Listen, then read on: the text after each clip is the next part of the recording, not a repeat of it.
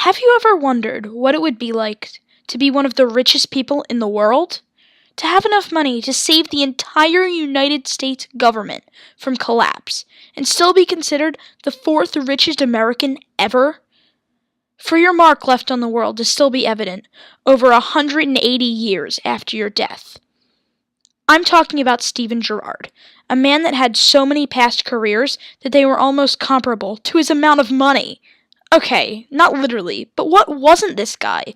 He was a merchant, a banker, mariner, sailor, philanthropist, a humanitarian, and above all, a patriot. As I said earlier, he loved his country so much that he pulled it out of the economic gutter and stood it right back up on its feet. I wish he could come back from the dead and do that same thing now.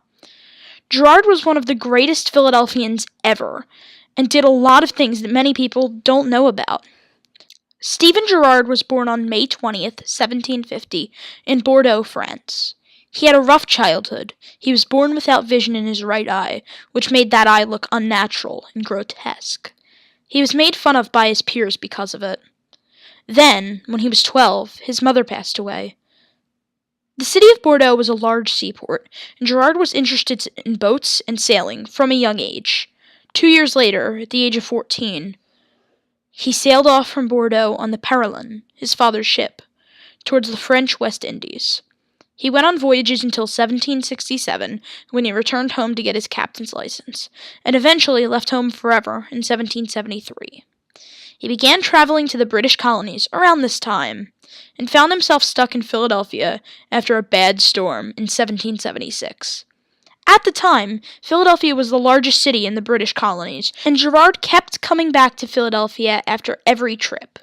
It eventually became his home and place of work, as he grew to love the city. In 1777, he married a woman named Mary Lum, and they bought a home together in Mount Holly. In 1778, he officially became a citizen of Pennsylvania.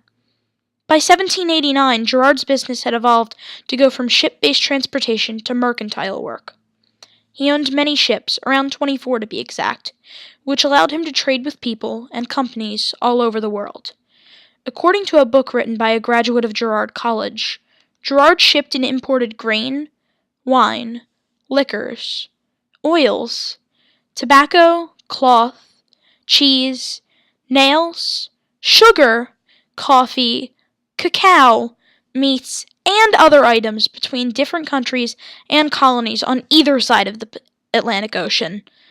Girard was one of the few people that was able to import and export through both England and France during their near-constant wars throughout the late 1700s to the early 1800s.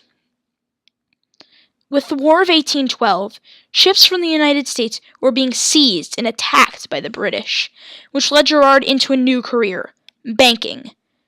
He made much of his fortune through this industry, which began with him buying out $400,000 worth of the stock in the Bank of the United States. This money was transferred from his account in a London bank, which contained $1 million. With majority holding in the company, Girard bought the Bank of the United States assets when the government dropped its charter with the company. During the War of 1812, the government was in an economic deficit. They needed $10 million, which is about $149,253,731.34 in 2016. Girard managed to pull the government out of the deficit, with a little bit of help, and helped to set up the second United States Bank, which Girard was a board member and stockholder of. Girard was also very interested in farming and agriculture. He owned a large farm in South Philadelphia, which he purchased in 1789. He continued to expand the land and ended up with 583 acres before his death. His farm included an orchard and a vegetable farm, and had a large farmhouse in the center, which is still standing today. The farm not only grew plants, but also housed horses, pigs, and even oxen. When Girard died, his land was given to the city of Philadelphia and was molded into something entirely new, which I will talk about later on. Girard also invested in real estate. He started by investing in the United States Bank, and from there on began buying tons of property that appealed to him. At first he bought coal mines, which were intended to bring Girard even more revenue than he already had. After that, he began to buy entire city blocks in Philadelphia, starting with 11th and 12th Street between Market and Chestnut. He eventually owned over 10 different sections of the area that is now known as Society Hill. Girard also owned hundreds of thousands of acres of open land between parts of Louisiana, Kentucky, and Pennsylvania. According to a book written by a student at Girard College, in 1826, he owned 7 properties at 3rd and Chestnut Streets, including the Girard Bank and the Stock Exchange. Addresses 23, 25, and 27 on South 11th Street. 5 stores at 119 North 8th Street. 9 houses at 2nd and Spruce Streets. The entire block between 11th and 12th and Market to Chestnut Streets. 28 warehouses and piers near Front and Market. 11 dwellings at 25th and Poplar. The Girard Building, the Marina and Merchants Buildings, and the Lafayette Building, all of which were in downtown Philadelphia. Additionally, the estate included 404 two-storied and 71 three-storied houses in South Philadelphia, a factory at 23rd and Rittner Streets, 400 acres of undeveloped land in the 26th, 29th, and 48th wards, and 4 powerhouses.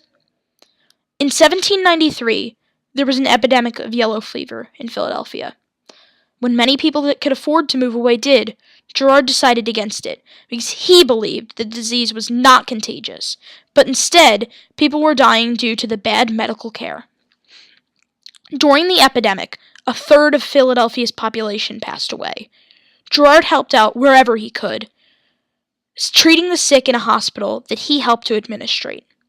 According to USHistory.com, he believed that the disease was caused by the city's poor conditions, the inadequate treatment of the diseased, and the areas surrounding the city. Without Girard's help, the disease's death toll would have been much higher, and the fever would have lingered around Philadelphia for much longer. Stephen Girard died on December 26, 1831. He caught a strain of influenza, better known as the flu, which became pneumonia and killed him. However, his story doesn't end here. His life and generosity lived on in things that he left behind. His will was edited a few times and was extremely long.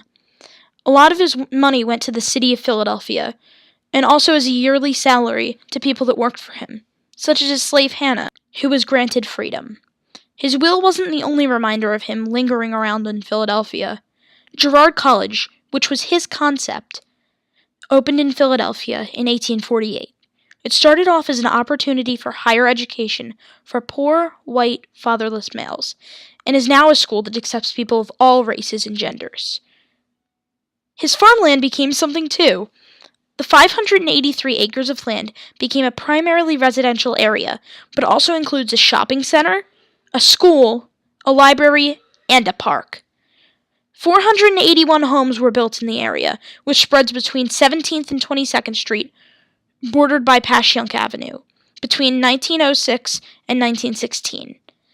According to Elphant Wissahickon, a realtor, the houses in the neighborhood include house styles such as bungalow, prairie, mission, Jacobean revival, and colonial revival. The houses began as rental homes, but began to be sold to private owners in 1950 and completely sold out within 2 years. Girard Park, located at 2101 Shunk Street, serves as a central point for the community, where events often occur. There is also a school in Girard Estates, called Girard Academic Music Program, which I happen to attend. I happen to live across the street from the park, and it's a great area to be in. So now that you know all about Girard, it's pretty evident that he had a big impact, not only on Philadelphia, but on our whole country. He was a sailor, a merchant, a banker, landowner, farmer, humanitarian, and a patriot. He made our country, and especially our city, Philadelphia, a great place because of his kind and charitable actions during and after his life.